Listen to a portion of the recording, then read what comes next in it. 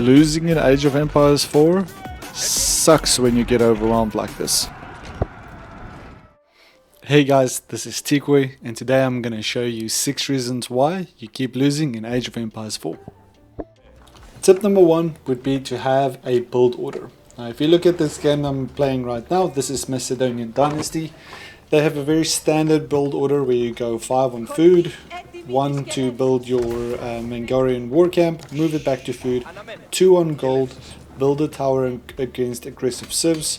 Once you start aging up, you age up to 4 villagers on the landmark, rally onto food until you're done, and ideally move these over onto wood just so you can get up to 200 wood, transfer everything back to food, transfer 10 villagers to gold, and that's the build order. I'll put it right here. Tip number 2, obviously not getting out onto the map more than enough. I see so many players lock themselves down in the base where they go for berries, go for sheep. Once you run out of food, you pretty much lose the game because either the opponent is already waiting to cut you off from your resources, or you're quite anxious and you end up playing safe onto your base and lose all the valuable resources on the map. Tip number 3 would be to plan your base. When you're building, obviously certain factions work in certain ways. A good example would be the Malians having space next to the map, next to the town center, so you can put down your cattle and have them sitting around your landmark. In this scenario we are building the Imperial Hippodrome. Where you want to place it, you don't want to have it close to the town center because obviously you're going to build farms around this if the game goes that late. But also having an idea of how you're going to protect your wood line. Are you building a wall safely to quickly just block off this little raiding section so you can secure the wood and the gold? Are you going to expand to the berries? There's not much here at the back. You have double berries, you have a gold and a gold at the back, so ideally this is a good expansion. Tip number 4, learn from your mistakes. In this scenario, I have aged up with the Golden Horde. We have our Ridari, which is our more aggressive, strong unit to use. One thing I didn't look at when I started training these units and building into my army, which is majority of archers and Ridari, I did not scout the enemy and I did not see what his focus was. So obviously he's upgrading the spearmen. There is the opportunity for early gilded men of arms, which is probably going to happen out of the Burgrave Palace, but also he's going to contest the relics. And the biggest mistake I made out of this game was not securing my gold early like I've done in all the other games. So tip number 4 is something that I find I often, up to this day, I mean my count level is 378, something I do to this day is when I find something new out of a civilization that I don't understand. One would be Macedonian Dynasty. I didn't understand why I was losing against them. If you go to your main home screen and you click on learn, you have all your different civilizations over here. I am not very familiar with Tuklak Dynasty, so I would actually go into that civilization and just open the barracks or the docks, or for argument's sake the archery ranges, and just see if there's any other technologies that I'm not aware of.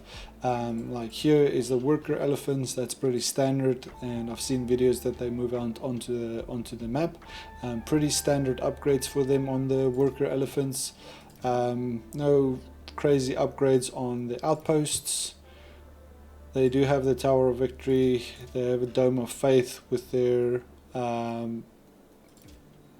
faith units. They actually have healer elephants, which is something they can train already in the Dark Age, which is interesting. I did not know that. See, that's something, you know, a healer elephant in the Dark Age is something they have that I'm not aware of.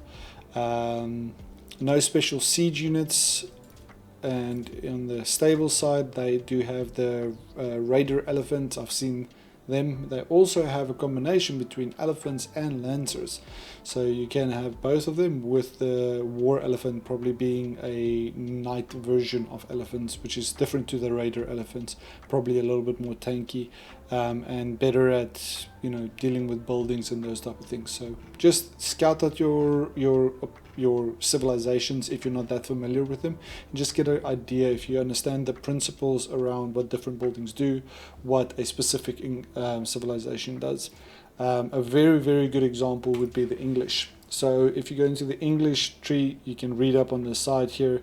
They talk about the keeps have a unique ability to produce all military units, so you have to spend less on production units because you actually can have a keep that can produce siege, horses, knights, men-at-arms, all those units. But if you want the upgrades for those units, you still have to have a barracks, but you can play very defensively with the English. They also have these outposts. Now on the outposts, they have, it's all about the influence for them. Unique units, shipwrights, where is that? Architecture, the farms are cheaper, key production, network of castles. So protect the frontier with town center, outposts, stone walls and keeps that increase attack speed of nearby units by 20% when enemies are in range. Research the network of citadels technology for keeps to further increase the attack speed by 30%. Now this is all units, not just archers, so that means your knights, your men-at-arms, everything is fighting within that radius gains 50% attack speed, which is massive. It's like double the damage compared to other civilizations when you have that bonus and you are pushing with a tower instead of just your units. So English has a more a defensive playstyle with their units and extra range and extra bonuses, but they are a late game civ that plays a defensive overwhelming strategy, kind of like the Zerg from StarCraft, if you know what I mean. Tip number 6, that would be to never stop training villagers. I have done this myself so many times, but I've also seen it in so many games. I'll show you an example. If you go to your villager count, most of these units, people were training villagers up to about the 14-minute mark, but this should be a linear curve. Yes, there's a little bit of raiding and gameplay happening. You can see pink got attacked, blue and orange, blue and orange was attacked. We'll use another game over here. You can see the villager count kind of very steadily increases over here. Pink continued training, and yellow, orange and red very much plateaued with very low production of villagers. This blue player obviously had more town centers, but you can see how high of a production of villagers he had. Red pretty much plateaued very early on. Another example here, everybody's kind of consistent, but you'll often see the difference when you forget or stop training villagers, how big of a difference that makes in the late game. Especially in a 2v2 scenario, you'll see the count change very quickly. Here the villager counts are pretty normal. This one is also pretty consistent, but there was a little bit of raiding that we did early on, and you can see the villager count was there, but my line, it makes a difference maybe 1 or 2 every minute, but those 5 or 10 seconds adds up where you have 5 or 6 villagers, which is maybe 200 or 300 resources, 300 less gold, 300 less food, 300 less wood.